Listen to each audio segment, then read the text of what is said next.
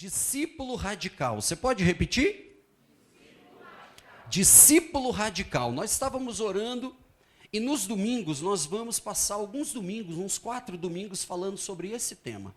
Discípulo radical.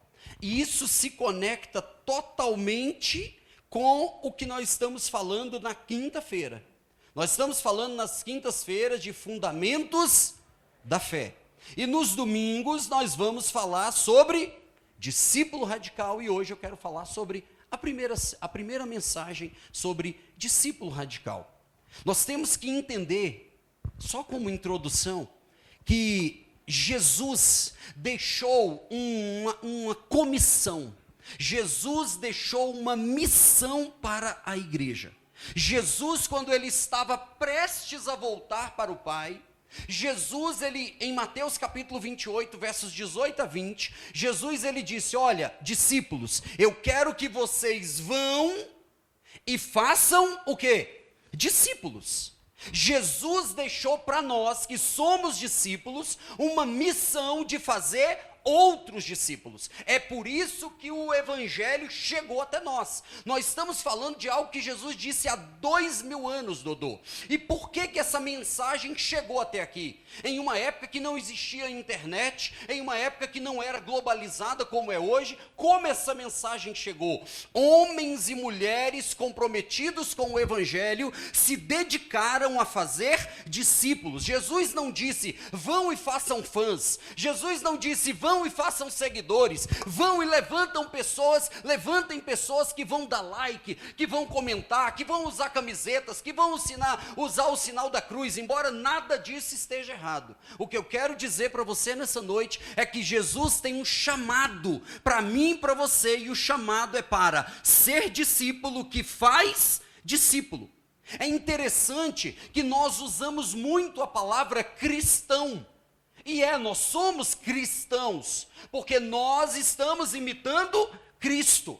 Mas quando você olha no Novo Testamento, Dudu, eu não sei se você já percebeu, mas no Novo Testamento inteiro, só se usa a palavra cristão 3 vezes. Em todo o Novo Testamento, no Antigo não tem essa palavra. Quer dizer que nos 1189 capítulos da Bíblia, só se fala de cristão 3 vezes.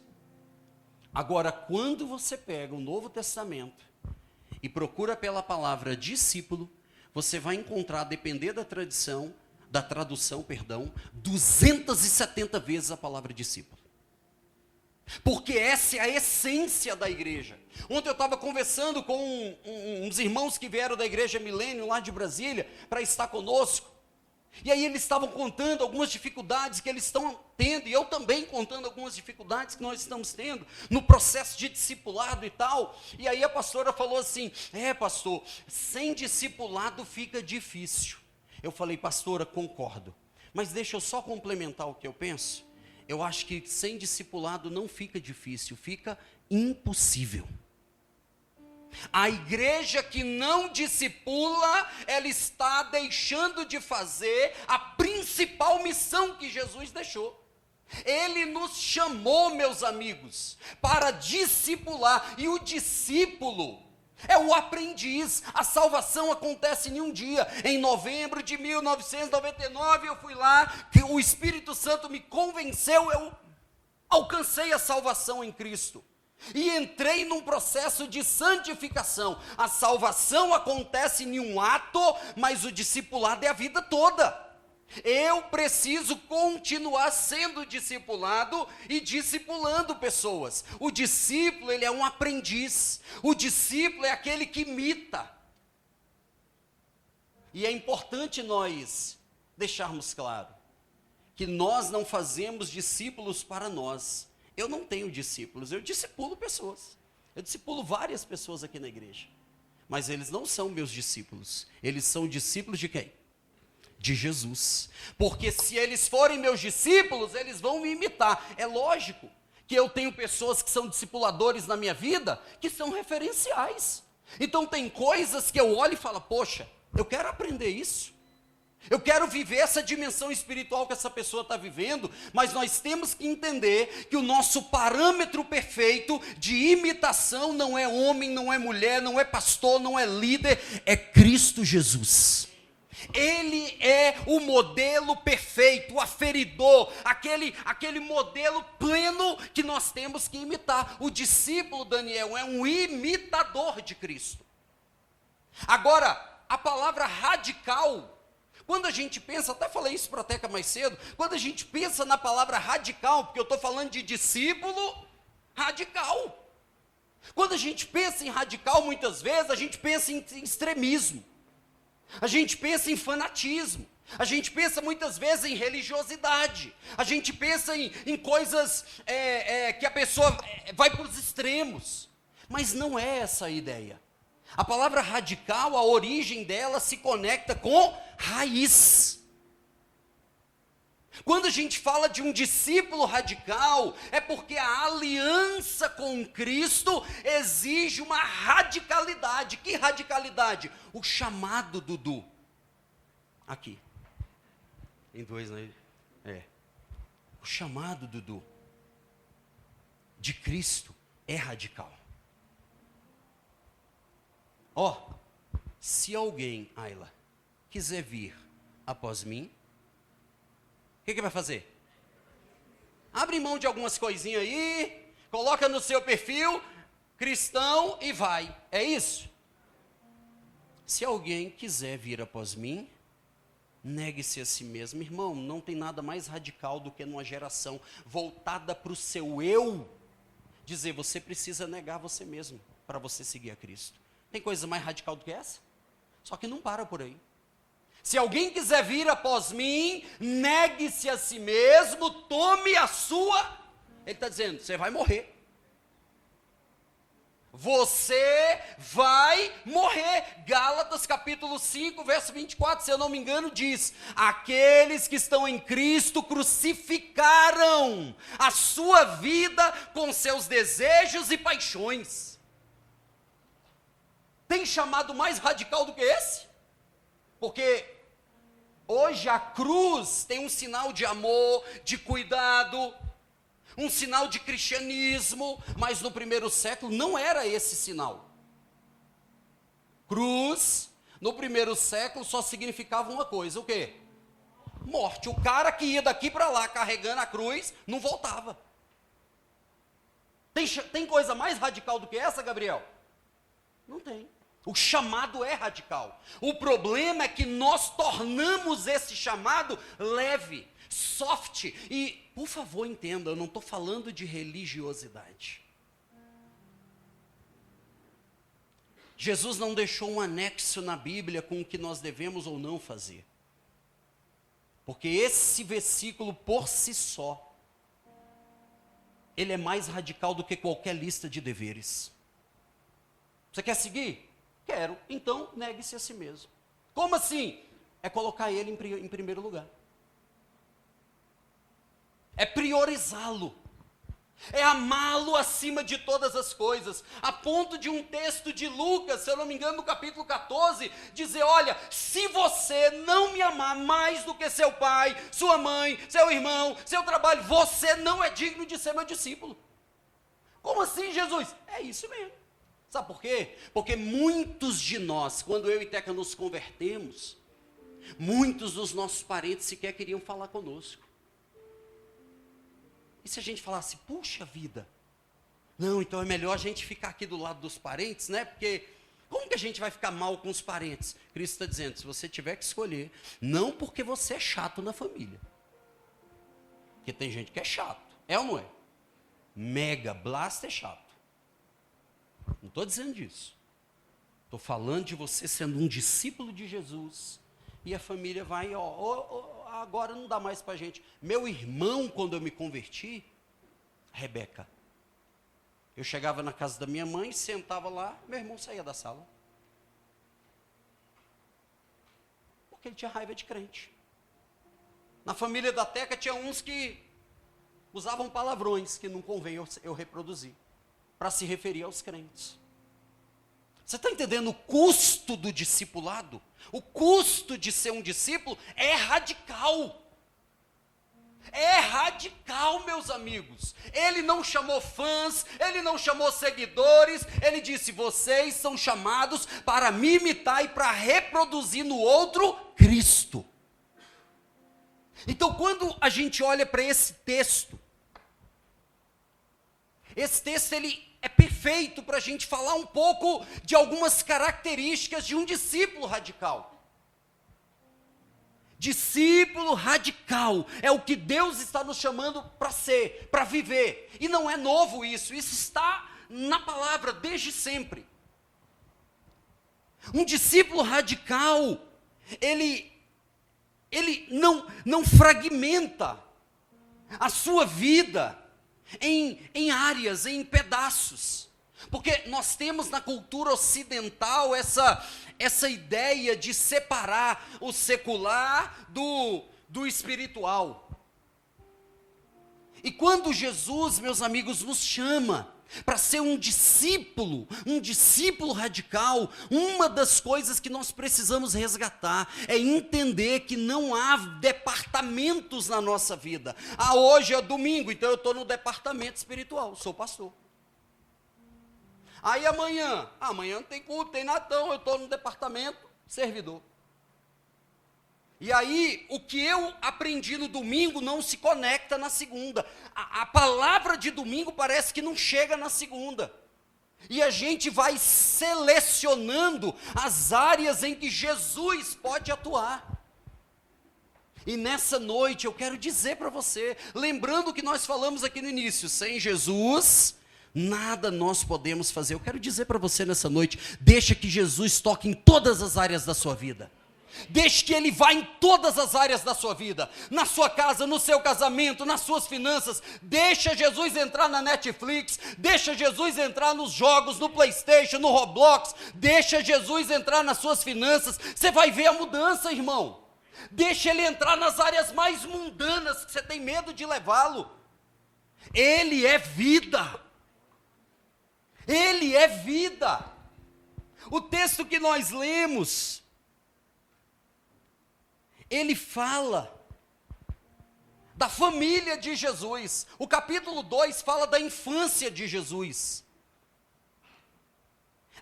Tem uma expressão aqui que é a única expressão registrada na Bíblia de algo que Jesus falou antes do ministério. Jesus está com 12 anos, é a primeira vez que nós vamos ouvir a voz de Jesus, nós vamos vê-lo falar com 12 anos de idade na palavra. O texto que nós lemos diz que a família de Jesus, como fazia todos os anos, foi a Jerusalém. Eles moravam na Galileia, mais especificamente em Nazaré, que ficava aí uns 150 quilômetros de Jerusalém. E eles saíam anualmente para a festa. Nós sabemos que lá em Deuteronômio, em Êxodo, fala de pelo menos 3 festas obrigatórias em que o povo saía da sua cidade e ia para Jerusalém. A festa da Páscoa, a festa dos tabernáculos e a festa do Pentecostes. Quais eram as 3? Páscoa, tabernáculo.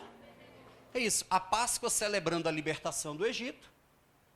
O Pentecostes celebrando as colheitas, e a festa dos tabernáculos celebrando o cuidado que Deus teve com o povo enquanto eles estavam no deserto.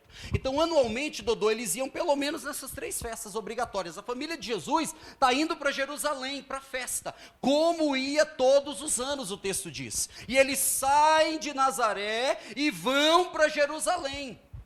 O texto que nós lemos mostra aqui nos versículos 41 e 42, que eles vão, José, Maria. Essa informação ela é relevante, porque na cultura judaica 12 anos já é um período de transição para a maioridade espiritual. Esses 12 anos não estão aqui por acaso. Porque aqui está dizendo que Jesus estava em vias de assumir responsabilidades espirituais, agora de forma pessoal. Porque muitos de nós, eu não nasci num lar cristão, os meus filhos nasceram. E eu falo muito lá em casa, eu digo assim: vocês precisam entender que Deus não tem netos, Deus só tem filhos. É normal que os nossos filhos nos acompanhem, mas chega um momento que essa fé herdada precisa transicionar para uma fé pessoal. E eu quero dizer para todos os jovens e adolescentes que estão aqui: é hora de transicionar para uma responsabilidade pessoal. É hora de maturidade. É hora de nós falarmos: chega de ir para a igreja só porque meu pai me obriga, chega de ler a Bíblia só quando meu pai fala. Não, meus amigos, Deus está chamando uma geração que o adora não porque é obrigado, mas porque o ama. Então Jesus aqui está passando por um momento de transição, quando o texto diz, ele tinha 12 anos, porque ali por volta dos 13 anos ele assume essa responsabilidade. Então nós temos aqui uma transição para a maturidade espiritual. Isso é maravilhoso. Hoje meu notebook deu meu iPad deu um negoçada lá. Aí eu fiz da forma antiga, é tão bom isso aqui para gravar. Aí estou com meu papelzinho aqui. O texto diz, meus amigos, que eles vão para Jerusalém. Celebram a festa, participam e tal, e o texto diz que quando termina a festa, os pais de Jesus, eles iam em caravanas, porque naquela época, nas estradas, né, ali da Palestina e tal, muitos ladrões, pessoas que roubavam e tal, então eles iam em grandes caravanas, geralmente as mulheres, crianças iam mais à frente, os homens iam atrás, na retaguarda, e eles iam nas caravanas. Imagina, andando, não tinha carro, não tinha trem-bala, não tinha avião, não tinha nada daquilo, andando, dias e dias caminhando, 20 quilômetros, 30 quilômetros caminhando por dia. Termina a festa, ele junta a galera toda, feliz da vida, de ter celebrado, e agora eles vão retornar para a Galileia. O texto que nós lemos diz, terminada a festa, voltaram a Nazaré, mas Jesus ficou em Jerusalém e ninguém percebeu. Peraí. Se tem alguém que conhecia bem Jesus, que tinha intimidade com Jesus, era José e Maria. Sim ou não, meus amigos? E o que eles fizeram? Esqueceram Jesus. Lembra que tinha aquele filme antigo, Esqueceram de Mim? Foi isso que aconteceu. Aquele filme foi baseado nesse texto. Estou brincando, irmãos, vocês levam muito a sério as coisas. Ai, falou as coisas, é mesmo? É? Rapaz, profundo, a Bíblia é coisa de tudo, irmão, é tudo inspirado na Bíblia. É porque eles não falam a fonte. Mas volta, eles esqueceram de Jesus. Você acha que se José e Maria esqueceram de Jesus, eu e você não podemos esquecê-lo? Eles voltam, de boa. Nossa, que festa maravilhosa, tipo CNX, né, que a gente teve aqui ontem. Uau, que noite extraordinária, e a gente está falando e tal aí. Só que tem um detalhe, Jesus ficou para trás. E nessa noite, meus amigos, Deus quer falar conosco sobre não esquecermos Jesus. Porque se tem uma coisa que o discípulo radical, ele não pode abrir mão, é de Jesus. A vida dele está fundamentada, enraizada em Jesus. Só que a festa, o momento de alegria, o momento de brincadeira, os hypes, os momentos de vibe, as coisas boas, elas são excelentes distrações. Porque no momento da dor é difícil esquecer Jesus. No momento da traição é difícil esquecer Jesus. No momento da perseguição é muito difícil esquecer Jesus. A gente se aproxima, a gente ora, a gente busca e deve fazer mesmo. Os momentos que nós devemos ter mais cuidado é quando parece que está tudo bem, tudo convergindo, momento de festa, uau, estou vivendo um tempo tão maravilhoso. Nós vamos ter a tendência de deixar Jesus para trás. Nessa noite, onde está Jesus? Onde está Jesus nas nossas vidas? Onde está Jesus nas nossas decisões? Onde está Jesus nos nossos desejos e prazeres? O texto diz, terminada a festa, eles voltam, José e Maria estão lá, caminhando, uma coisa maravilhosa, e eles caminhando, tudo bem. Aí eu só imagino na minha cabeça criativa. O texto diz, Dodô, que eles andaram um dia inteiro. Eu fico só imaginando. Em algum momento José chegou. Ô Maria, tu não pariu um menino? Parei. É mesmo, nós temos um filho, cadê ele? Uai, não está com tu não? Tá não. Uai, também não está comigo não. Meu Deus do céu, e agora? Quem poderá nos defender? Pensa. Um dia inteiro avançando, uma estação, e Jesus ficou para trás. E nós, meus amigos, podemos estar fazendo o mesmo. Eu estou dizendo para vocês que quem esqueceu foram os pais dele. E eu quero abrir um parêntese. Tem um texto lindo, Isaías 49:15. Traz algo que é praticamente impossível. Mas Deus nos leva no mais extremo do impossível para revelar uma verdade maravilhosa. Isaías 49:15 diz assim: pode porventura uma mãe se esquecer do filho que ainda mama? Essa pergunta, ela nos leva ao limite de dizer, não tem cabimento. Aí ele diz, mas ainda que essa mãe venha se esquecer de um filho que ainda mama, essa é uma verdade maravilhosa, eu não me esquecerei de você. Talvez nós temos aqui pessoas como eu, eu fui abandonado pelo meu pai, isso me causou, irmãos, feridas que você não tem noção.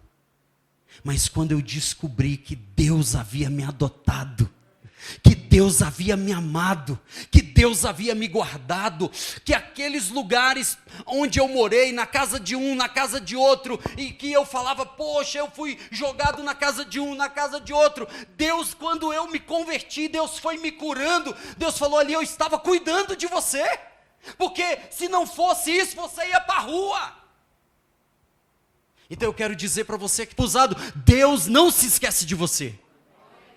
Nunca se esquece de nós. Os pais esqueceram. Pastor, será que existem sinais que eu posso usar para entender se eu estou esquecendo Jesus? Sim. Eu anotei alguns. Um dos sinais que você pode analisar se chama conformismo. Qual é? Conformismo. Quando a gente começa, Adriano, a esquecer Jesus, a gente vai se conformando com este mundo. Conformar é tomar a forma. A gente começa a falar como o mundo, fazer o que o mundo faz e achar normal fazer. É por isso que Romanos 12 diz assim, e não vos conformeis com este mundo. Então, quando eu começo a achar graça daquilo que antigamente eu sabia que Deus não gosta, quando eu começo a praticar o mesmo pecado e a minha mente já não está mais sentindo problema, eu começo a me envolver em círculos, em situações, em relações que eu tenho consciência que estão erradas e eu continuo. Eu começo, os meus lábios começam a falar coisas, palavrões, imoralidades, coisas que não convém a um discípulo falar, mas eu acho normal. Eu começo a curtir coisas que eu não devo, eu começo a compartilhar coisas que eu não devo. Esse é um sinal de que nós estamos esquecendo Jesus. Esse é um teste que eu estou apresentando para nós. Eu não disse que eu estou apresentando para você, está entendendo? Eu disse que eu estou apresentando para nós. Você acha que tem hora que eu não esqueci Jesus? Você acha que tem hora no pastoreio que eu não deixo Jesus para trás e vou porque ele está demorando a responder? E sabe o que dá? Ruim. Eu já assumi aqui várias vezes erros que a gente comete por deixar Jesus. Primeiro sinal, conformismo. Segundo sinal, eu já citei. O segundo sinal que nós estamos esquecendo Jesus minha amiga Carla? É a fragmentação da vida. Como assim? Jesus, o Senhor vai participar dessa área aqui da minha vida. Geralmente a área que nós estamos enfrentando problema. Ai, meu casamento, Senhor, eu quero que o Senhor entre na minha casa. Aí baixa a unção do Regis Danés. Entra na minha vida. Não é assim? Aí fica bom, a gente esquece. A fragmentação é eu, de novo, escolher quais são as áreas que Jesus entra. Ah, no meu namoro, não quero Jesus não. No meu relacionamento, quero Jesus não. Nas minhas finanças, quero Jesus não. Então a fragmentação, lá na minha escola, lá na minha faculdade, lá no meu trabalho, lá nas minhas redes sociais, lá na minha Netflix, lá no meu Instagram, lá nas minhas conversas criptografadas. Hoje Deus está nos chamando, não esqueça Jesus, insira Ele em todas as áreas da sua vida. A fragmentação é um sinal de que estamos esquecendo Jesus. O que mais? O desprezo pelo nome de Jesus. Como assim, pastor? Pastor, se mexer com a minha mãe, eu viro cão. Porque meu sangue ferve. Então tem que se converter. Se é convertido e o sangue ainda está fervendo, tem que se converter. Pastor, se mexer com a minha amiga, defende o time, defende a mãe, defende o pai, defende a amiga, mas o nome de Jesus pode ser lançado na lama e você não está nem aí. Falar de Jesus tem menos valor do que falar mal do seu time? Está errado. Estamos esquecendo Jesus. Se o nome de Jesus, irmãos, não valer mais do que uma camisa de time, e por favor, vocês são muito inteligentes, eu estou dizendo que você não deve torcer? Não. Eu estou voltando para minhas raízes, já que eu estou falando de raiz. Durante muito tempo, Dodô, eu só torcia para o time que estava ganhando, eu sempre era feliz. E eu acredito que é isso que Deus quer. Agora Deus me deu um revelamento aqui. Nós somos mais do que vencedor, então vamos vencer sempre. Então para quem que você torce? Para quem está ganhando. Quem está ganhando hoje? Me diga aí depois. Quem está ganhando hoje? É esse que eu sou torcedor agora. Vocês estão entendendo o que eu estou dizendo? Falar mal de Jesus, da Bíblia, da igreja, estou nem aí. Agora, se falar mal disso aqui, isso é um sinal. Mas o próprio texto nos mostra um outro sinal quando Jesus fica para trás. O verso 49, verso 48, diz que Maria e José, irmão, eu não sei, você que é pai ou mãe aqui, pai e mãe, enfim, se você já teve essa triste experiência de perder um filho, ainda que por milésimo de segundo, irmão, parece uma eternidade. Acho que eu já contei aqui. Um dia a gente estava, acho que é no Alameda Shopping, com o Gustavo, dentro da Zara de pobre C&A. Estávamos ali, e o Gustavo, pequenininho, mais ou menos o tamanho de seus filhos, acho que tinha uns 6 anos. A gente ali e tal, escolhendo umas peças exclusivas da C&A. Só que não. Final de ano, meu irmão, tá todo mundo com a mesma camisa. Bênção, meu irmão. Agora é Shopee, agora é Shein, né? Shein é de Deus, irmão, aquilo ali é bênção. Eu estou empolgado, chegar lá, vou dar uma olhada na Shein hoje. Aí, Herbie, rapaz, a gente ali envolvido.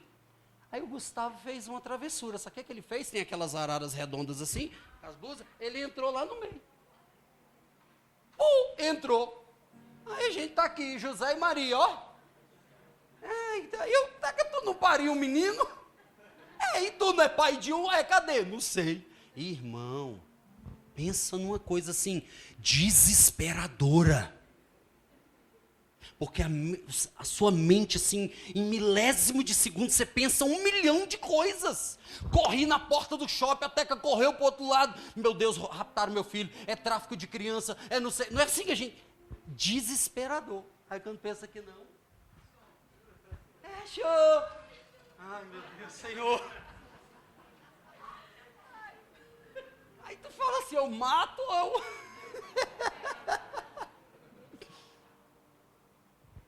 imensa aflição. E o texto fala disso. Quando a gente esquece Jesus, quando Jesus começa a sair das áreas da nossa vida. Sabe o que vem? O verso 48 diz que José e Maria estavam aflitos. E aflitos aqui não é uma preocupação simples, é uma agonia. É um vazio que gera dor. É uma inquietação, angústia crônica. É isso que gera na nossa vida, irmãos. Quando nós esquecemos Jesus, a gente fala, nossa, eu estou tão angustiado, eu estou tão ansioso. Eu não estou aqui, por favor, dizendo que toda ansiedade é relativa a isso, não. Existem situações patológicas, reativas, mas existe sim uma aflição que é gerada. Quando nós tiramos Jesus da nossa vida, José e Maria estavam aflitos, e isso significa uma dor intensa, um sofrimento emocional que nada resolve. Faz exame, faz teste, faz reposição e nada resolve. Talvez o que está faltando é aquele que não pode faltar, e o nome dele é Jesus. Essas são características, são sinais. Ah, José, mas eu pensei que estava com você. A gente tem que tomar cuidado para não presumir a presença de Jesus. Nós temos que monitorar a presença de Jesus na nossa vida. Poxa, antigamente eu tinha mais prazer, pastor Raul, de ler a Bíblia. Hoje a minha Bíblia, como uma música linda que está sendo repetida aí no Spotify, Bíblias empoeiradas. Vale a pena escutar, é uma versão em inglês, mas vale muito a pena você escutar. Bíblias empoeiradas, enquanto as nossas mãos estão com iPhones novos. E as nossas Bíblias cheias de poeira. Puxa, antigamente eu queria aprender, eu queria orar, eu queria participar de um culto, de uma oração. Hoje isso me traz canseira. Hoje isso é um enfado, cantar um louvor. Poxa, vocês vão cantar a música Perda. É Perda o nome da música? Hã? Tudo é perda? Vocês vão cantar a música Tudo é Perda de novo. Isso é um sinal de que nós estamos presumindo uma presença que já foi perdida, porque o louvor não é cantado para mim nem para você, o louvor é para Deus. O culto não é bom para mim, para você, o culto é para Deus, meus amigos. Eles estão presumindo que Jesus estava ali, eles entraram no piloto automático, e eles estão supondo, José está pensando, está com Maria, e Maria, não, está com José. Só que não estava. O que fazer, pastor, quando a gente esquece Jesus? A primeira coisa aqui que eles viram, reconheceram, esquecemos Jesus. Talvez eu estou falando isso aqui e você está fazendo um diagnóstico da sua vida.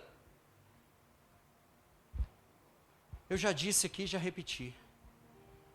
Houve épocas, ano passado, que eu envolvido com tanta coisa, com obra, com não sei o que e tal, que eu esqueci Jesus nas minhas orações. Eu não estava orando como eu deveria orar. Isso é um sinal de que eu estou esquecendo Jesus. E paguei preços caríssimos por isso. A primeira coisa que eu fiz para mudar foi reconhecer, e aqui que eu reconheci um dia publicamente aqui. Erramos por não orar. Erramos por não buscar a presença. Reconheça, se você olha para a sua vida, nós estamos em fevereiro. Olha para a sua vida, olha como era o desejo, olha como era a vontade de servir, olha quando entrou na escala pela primeira vez, uau, domingo eu vou tocar, domingo eu vou pregar, eu vou ficar na recepção, meu Deus, eu vou dar aula ali para as crianças, eu vou ser um mentor dessa nova geração, ardia, e hoje, irmãos, isso não é normal. Não é normal, a gente precisa, a cada dia que a gente vai conhecendo esse Deus maravilhoso, a gente vai ficando mais apaixonado por Ele. O que fazer quando eu percebo que eu esqueci Jesus? Primeiro você precisa reconhecer. Deus já sabe, Mas você precisa reconhecer. A gente pode dar a desculpa do trabalho demais. Escuta, irmãos, nós temos que trabalhar, homens que estão aqui me ouvindo. Nós temos que trabalhar mesmo. Hoje eu estava lá em casa, acordei bem cedo, queria dormir até mais tarde, mas não consegui. Acordei bem cedo, 6h pouco, eu acho, eu já estava de pé. Aí eu fui resolver uma coisa, fui colocar uns batentes de porta e tal, depois fui lavar um tapete. Lembrei do meu amigo GG, deveria ter pedido para ele lavar pela empresa Up Cleaner. Inclusive, vou fazer uma propaganda aqui. Se você precisa, nota 1000 o trabalho dele, muito bom. Aí, GG, eu fui lavar o tapete, irmão. Pensa na luta. Eu achei que o inimigo estava naquele tapete. De tanta sujeira, irmão. Aí a Duda olhou lá, viu o tapete, isso aí, pai, isso é papel de homem mesmo. Falei, amém, mas valeu. Estou esperando assim, parabéns, pai. Porque eu sou fleumático, irmão, eu quero um elogio.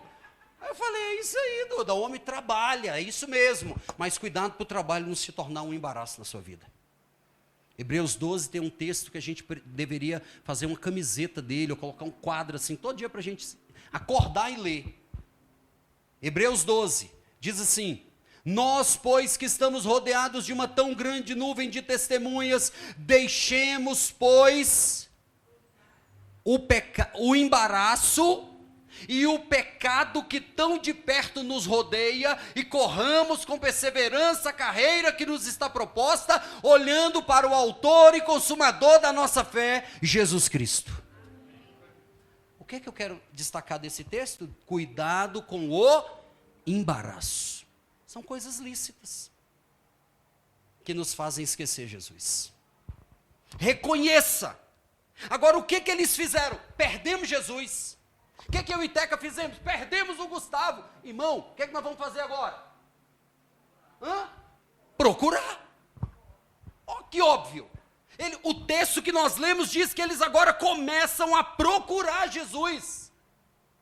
Eles procuram, e o texto diz que eles procuram entre os parentes, não encontram. Procuram entre os amigos, não encontram. Porque, irmãos, necessidades espirituais, você não se satisfaz em relações humanas. Não vamos encontrar, normalmente, com poucas exceções, família e amigos, você não acha Jesus, você leva Jesus. Sim ou não? Na minha família, se eu fosse colocar assim, Wellington, você na sua família, você vai mais achar Jesus ou você precisa levar Jesus? Eu preciso levar Jesus. Tem mais alguém aqui assim? Que precisa mais levar do que vai achar? Não adianta a gente encontrar validação. Às vezes os nossos amigos querem nos ajudar, mas vão querer apresentar para nós um Jesus que não é o da Bíblia. Eles procuram Jesus entre os parentes, entre os amigos, não encontram. Pare de buscar satisfação espiritual em relações humanas. Não há nada que vá, irmão, satisfazer uma necessidade espiritual. Só Jesus. Você pode dizer isso comigo? Só Jesus pode satisfazer minhas necessidades espirituais. Procuraram entre os amigos, encontraram? Não. Procuraram entre os parentes, encontraram? Não. Não. O que eles fizeram? Agora já era, então. Perdemos. Não. Aqui tem talvez a decisão mais radical da nossa vida que a gente precisa. Porque a decisão mais radical não é reconhecer que a gente deixou Jesus para trás. A decisão mais radical não é só procurar. A decisão mais radical é voltar. Essa é a mais difícil. José, achamos? Não. Então o que nós vamos fazer? Vamos voltar. Vamos voltar. Aí eu me lembro do texto lá de Apocalipse 2, quando Jesus fala com a igreja de Éfeso: lembra-te, pois, de onde caíste. Arrepende-te e volta. Talvez hoje nós precisamos voltar. Voltar para a presença. Nos conectar novamente na videira verdadeira. O texto diz que eles voltam para Jerusalém. O que eles fizeram? Voltaram. voltaram para Jerusalém, e o texto diz que 3 dias depois, 3 dias, irmãos, veja que foi um dia de caminhada, 3 dias depois que eles foram encontrar Jesus. Isso mostra que muitas vezes nós vamos ter que perseverar nessa busca. Não pensa porque eu estou falando isso aqui, às vezes você vai chegar em casa, vai fazer uma oração, vai ler um texto da Bíblia, uau, encontrei. Não encontrou. Ah, pastor, eu orei, li a Bíblia, não senti nada, mas não é para sentir não, você só vai falar com Deus. Nós aqui inventamos esse negócio que tudo tem que sentir, não tem que sentir não, irmão. Podemos ter uma experiência, sim, mas a nossa experiência não é sentir, a nossa experiência é se relacionar com Ele. Procuraram 3 dias, encontraram Jesus. E abusando de pessoas, e desviando dinheiro, e manchando o nome de Cristo. Eu sei disso. Mas deixa eu te falar uma coisa. Com todas as falhas que a igreja possui, a igreja permanece sendo o melhor lugar para você encontrar Jesus. É por isso que uma igreja não pode abrir mão de ser cristocêntrica. É por isso que nós estamos aqui ensinando você fundamentos. Falando de discípulo verdadeiro. Porque esses assuntos, eu não estou falando isso para nos engrandecer não, mas esses assuntos não se falam mais, irmãos. Eu disse para você que discípulo aparece 270 vezes no Novo Testamento. Eu não me lembro de cabeça, mas se eu não me engano, o Novo Testamento tem quase isso de capítulos. Se eu não me engano, tem uns 289. Eu acho que é isso. Não sei se alguém depois pode até pesquisar e me falar. É quase um discípulo, Ellen, para cada capítulo da Bíblia. Vocês estão entendendo o que eu estou dizendo, meus amigos? Deus nos chamou não apenas para ser membros de igreja, mas para ser discípulos de Jesus, imitadores de Jesus, radicais, que não abrem mão, que não negocia, que não troca por um namorado, que não troca por uma promoção, que não abre mão de Jesus por nada. Se coloque de pé, por favor. Encontraram Jesus no templo. Ah, irmão. Não acredito. 260? Ó, Ramon acabou de falar aqui. Sabe quantos capítulos tem no Novo Testamento? 260. Quer dizer que no Novo Testamento tem mais... É Isaac, né? Aqui, Isaac. Onde vê Isaac? Isaac, olha o que a Bíblia está mostrando para nós. Que no Novo Testamento tem mais a palavra discípulo do que o número de capítulos. Tem mais de uma palavra por capítulo. Será que isso diz alguma coisa para nós, Nicole? Sim ou não, Glau? Vocês estão entendendo, meus amigos? Jesus nos chamou para ser discípulos. Para imitar, para aprender, para modelar nosso comportamento conforme o comportamento dele. Encontraram Jesus no templo. Jesus, poxa, onde você estava, Jesus? Por que você fez isso? Não sei o que. Jesus falou assim, oi,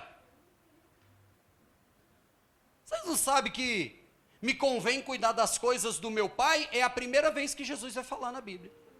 É aí, com 12 anos de idade. Olha o que é que Jesus está... Olha o modelo de discípulo radical. Jesus tem 12 anos de idade, Gabi.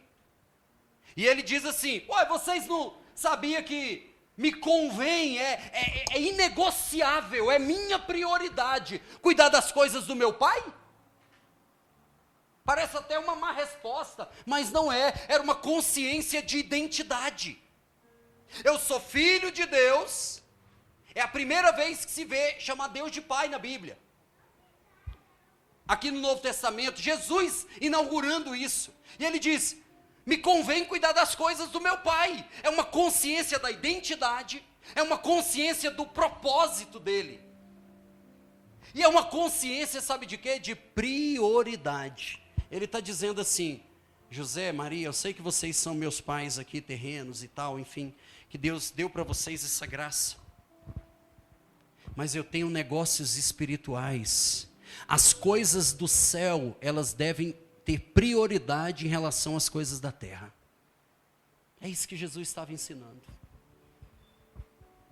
Vocês não sabiam que Eu deveria estar cuidando das coisas do meu pai. Com 12 anos ele nos ensina que maturidade não é uma questão de idade, mas é uma questão de identidade. E o texto diz que eles voltam com Jesus para onde? Para Nazaré. Jesus volta para o dia comum, para o cotidiano.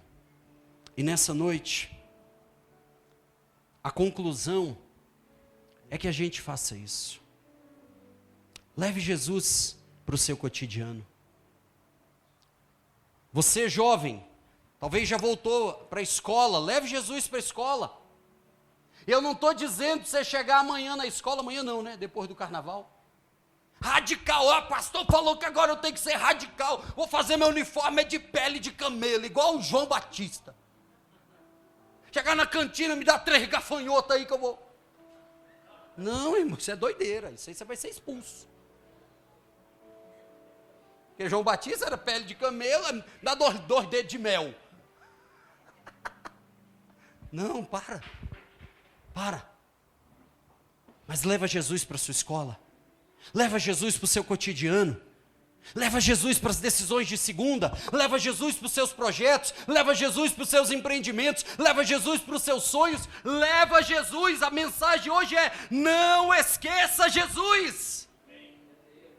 E levaram Jesus. E Jesus como nosso modelo, Luiz. Porque nós somos discípulos de Jesus, então esse é nosso modelo. O texto diz, o último versículo, diz que Jesus crescia em sabedoria, estatura e graça diante de Deus e diante dos homens. Intencionalmente crescia. Então hoje Deus está nos chamando à maturidade, à transição. Deus está nos chamando para sermos discípulos raízes, radicais, que não negociam Jesus e que não esquecem Jesus. Então nessa semana comece a fazer exercícios, monitore a presença. Monitorem a presença. Talvez a gente precise sair daqui hoje e monitorar como é que está o nosso conformismo, onde Jesus está, que áreas da nossa vida eu preciso levar Jesus. Talvez você ouviu essa mensagem hoje e você identificou, pastor, eu estou sofrendo tanto em relacionamentos porque eu não coloquei Jesus. Sabe por que eu estou passando por isso? Eu reconheço, porque eu não coloquei Jesus, eu não levei Jesus para o meu cotidiano. Sabe por que eu estou com tantas decisões financeiras erradas? Porque eu não coloquei Jesus. Então nessa noite, meus amigos, eu quero orar por você. Mas antes, eu quero que você coloque a mão no seu coração. Enquanto o louvor vai ministrar aqui, eu quero que você faça uma oração. Se há alguma área da sua vida que você identifica, que você esqueceu Jesus, eu não estou pedindo para você falar para mim, nem para quem está do seu lado, não. Reconhece, foi encontrar. Esse é o caminho, não há outro caminho. Reconhecer, procurar, voltar, encontrar. Eu quero que você ore ao Senhor nessa noite, enquanto o louvor vai cantar aqui a canção.